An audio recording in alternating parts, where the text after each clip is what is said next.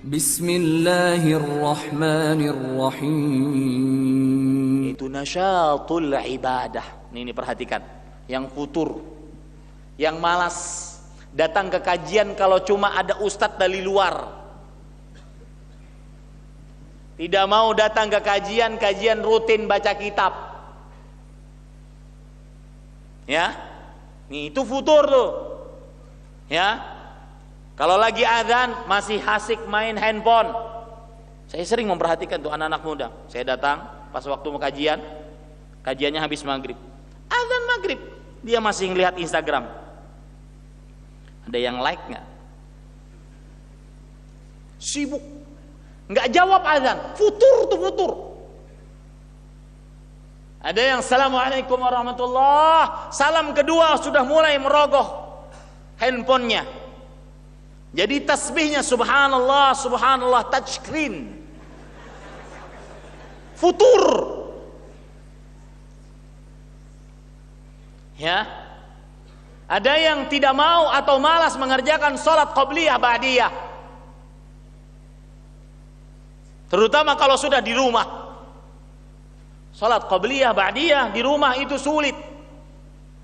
Di masjid gampang karena banyak yang lihat. Banyak kawan, coba di rumah. Dan itu yang paling utama, itu sunnahnya di rumah. Afdalu salatil mar'i fi baiti illa al-maktubah. Seutama salat seseorang di rumahnya, kecuali salat wajib. Coba salat ba'diyah, qabliyah di rumah. Sulit salat di rumah. Kenapa? Karena kalau sudah sampai rumah, lepas peci, lepas baju, lepas jenggot.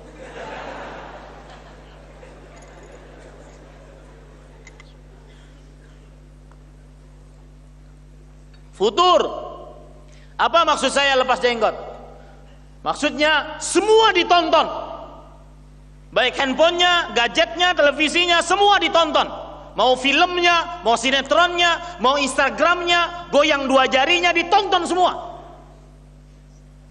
Dia tidak perhatian lagi dengan jenggot yang dia panjangkan. Futur. Maka ingat mati.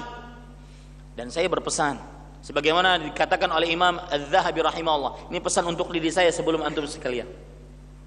Yamutul insan ala ma 'asha alaih. Seseorang akan mati sesuai dengan kebiasaannya. Yang mempunyai kebiasaan rahasia saat di kamar sendirian.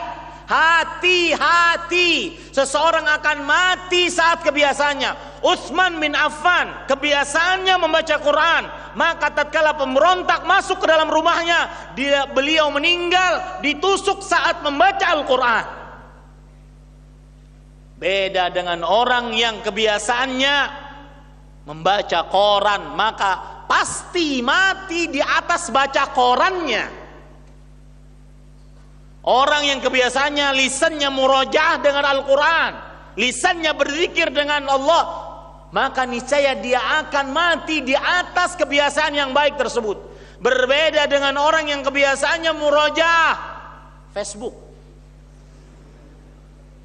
Malam hari wajahnya bersinar dengan handphone. Murojaah Quran, murojaah Facebook. Maka hati-hati para ikhwah.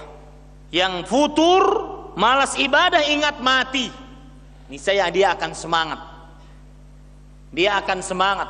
Inilah yang dimaksud oleh Rasul sallallahu alaihi wasallam dalam sebuah hadis riwayat Imam Baihaqi dalam kitab Syu'abul Iman, dan juga Imam Ibnu Hibban di dalam kitab sahihnya, dan juga Imam Al-Bazzar di dalam kitab Al-Musnad dengan sanad yang hasan dari Anas bin Malik radhiyallahu an. Rasul sallallahu alaihi wasallam bersabda, "Aktsiru dzikra hazimil ladzat."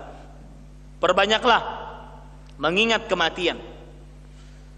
Sesuatu yang menghapuskan kelezatan. Fa innahu lam yadhkurhu fi dhiqin minal 'aish illa wassa'ahu alaih. Tidaklah orang yang lagi kesempitan hidup, banyak problematika hidup, banyak masalah ekonomi, keluarga, pernikahan di ujung tanduk. Mau gimana tuh pernikahan di ujung tanduk?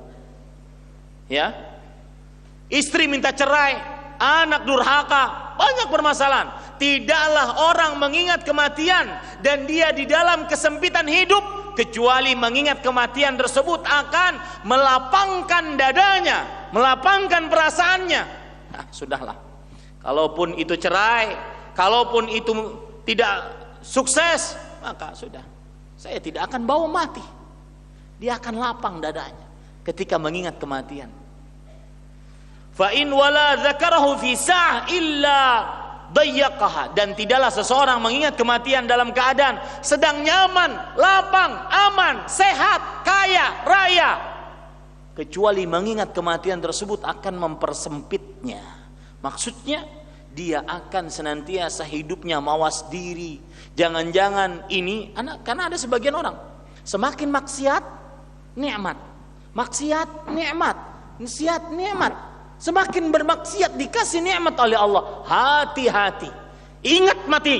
Ingat mati. Jangan-jangan itu adalah bentuk dari istidraj Allah Subhanahu wa taala. Penguluran waktu oleh Allah agar nanti dia dicabut dalam keadaan su'ul khatimah. Tidaklah orang dalam keadaan lapang mengingat kematian, kecuali mengingat kematian tersebut akan menyempitkannya, membuat dia mawas diri. Ini yang dimaksud tadi.